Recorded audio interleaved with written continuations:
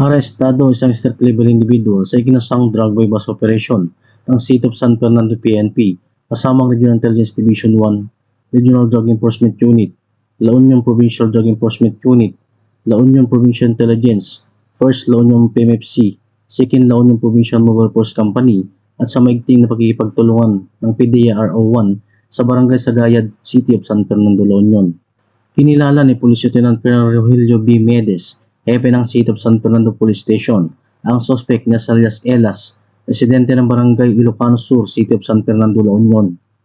Sa naturang operasyon, nakumpiska mo ng suspect ang 2 Hills transparent plastic shade na naglalaman ng white crystalline na inihinalang shabu na tinatayagang humigit kumulang 0.6 grams na may halagang 4,080 pesos, 1 black Samsung cellphone, 1 motorcycle Honda TMX 155, 1 genuine 1,000 pesos bilang bypass money.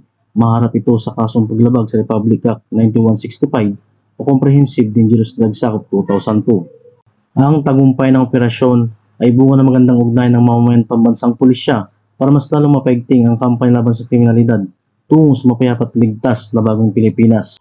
Mula dito sa Picadillo, Ilocos Region, ako po ang inyong Police News Network Correspondent, Patrolman Dennis Carinal, alagad ng batas, tagataguyod ng balitang pulis.